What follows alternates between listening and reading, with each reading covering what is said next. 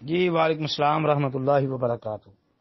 محترم بھائی نے دعا کے حوالے سے پوچھا ہے کہ جی جب بندہ دعا کے لیے ہاتھ اٹھاتا ہے تو اللہ تعالیٰ کو حیا آتی ہے، شرم آتی ہے اس کے خالی ہاتھ واپس موڑتے ہوئے۔ کہتے ہیں جی قاری بنیامین عابد صاحب نے بھی یہ بیان کیا ہے، اور بعض علماء سے پوچھا تو وہ کہتے ہیں ایسی بات ہی نہیں ہے۔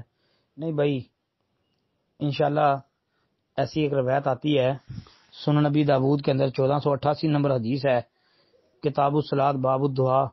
ایسے ہی ترمذی کے اندر 3556 نمبر ہے، کتاب الدعوات باب فی دعاء النبی صلی اللہ علیہ وسلم۔ ابن ماجہ میں 3865 نمبر ہے، کتاب الدعا باب رفع الیدین فی الدعاء۔ جی، اور یہ روایت ترغیب و ترہیب کے اندر علامہ منذری رحمۃ اللہ علیہ لے کے آئے ہیں، کتاب الذکر و دعا کے اندر۔ پھر صحیح ابن حبان کے اندر 873 نمبر، مستدرک حاکم جلد 1 صفحہ 497 پر۔